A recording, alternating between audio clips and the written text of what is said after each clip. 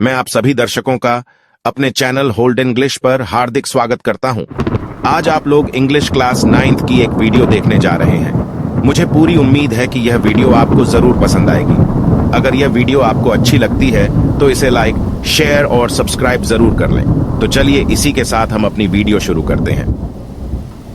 Chapter शुरू करने से पहले आइए एक नजर इस चैप्टर के ओवरव्यू पर डाल लेते हैं। जो कहानी आप देखने जा रहे हैं उस कहानी का नाम है द हैप्पी प्रिंस। यह कहानी एक राजकुमार जो कि बहुत खुश रहता था और एक लिटिल स्वैलो जो कि एक पक्षी है उसके बारे में है। इस कहानी से हमें यह पता चलता है कि प्यार और बलिदान यानी लव और सैक्रिफाइस मानव के जीवन में कितना महत्व रखते हैं। हमारी सोसाइटी में जो इनइक्वालिटी या असमानता और दुख देखने को मिलते हैं, इन दोनों पर ही दया, जेनरोसिटी और शेयरिंग जैसे गुणों की हेल्प से विजय प्राप्त की जा सकती है। इस कहानी में दयालु प्रिंस और गुड नेचर वाला पक्षी स्वैलो जरूरतमंद और गरीब लोगों की जिंदगी में खुशी लाने के लिए अपना सब कुछ बलिदान कर देते हैं। हैप्पी प्रिंस एक बहुत सुंदर स्टेच्यू था। वह स्टेच्यू गोल्ड से कवर्ड था। उसकी आंखों की जगह पर 2 सैफायर्स यानी नीलमणि लगे हुए थे। उसकी तलवार के एंड पर एक रूबी यानी कि लाल मणि लगी हुई थी।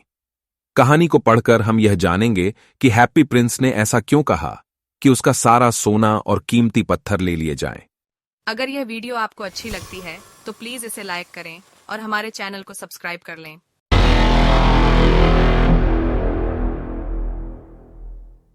एक बार की बात है, एक शहर था। उस शहर के एक भाग में किसी ऊंचे पिलर पर हैप्पी प्रिंस की एक मूर्ति लगी हुई थी। उस मूर्ति की पूरी बॉडी पर गोल्ड की लेयर चढ़ी हुई थी। उसकी आंखों की जगह पर 2 चमकते हुए सैफायर्स यानी कि नील मणियां लगी हुई थीं। उसकी तलवार के एंड पर एक बड़ी सी रूबी यानी कि लाल मणि चमक रही थी। एक रात उस शहर के ऊपर एक पक्षी उड़कर आया जिसका नाम स्वॉलो था। स्वॉलो के सारे फ्रेंड्स 6 वीक्स पहले ही इजिप्ट जा चुके थे। केवल वहीं पीछे रह गया था। फिर उसने भी इजिप्ट जाने का डिसाइड कर लिया। वह सारे दिन उड़ता रहा और रात को शहर में पहुंचा।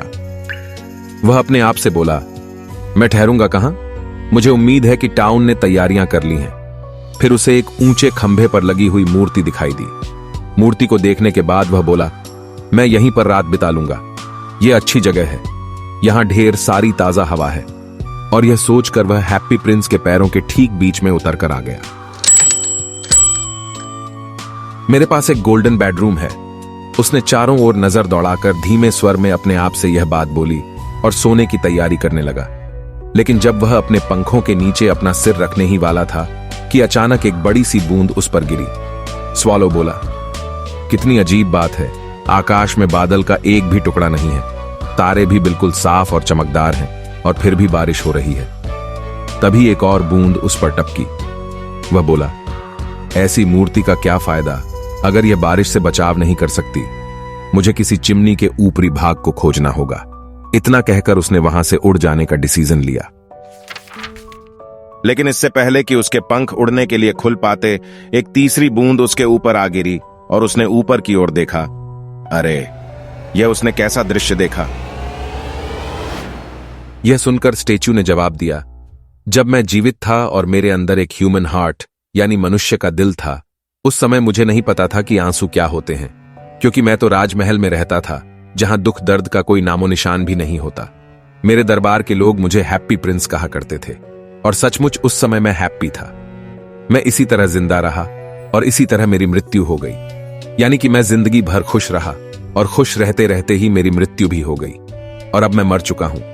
उन लोगों ने मुझे यहां इतनी ऊंचाई पर रख दिया है कि मैं यहां से अपने शहर के सारे दुख दर्द और इसकी कुरूपता यानी कि इसके भद्देपन को भी देख सकता हूं। और हालांकि मेरा दिल शीशे यानी कि लीड धातु का बना हुआ है, फिर भी मैं रोने के अलावा कुछ नहीं कर सकता। हैप्पी प्रिंस की यह बात सुनकर स्वैलो अपने आप से बोला, क्या यह ठोस सोने का बना हुआ नहीं है?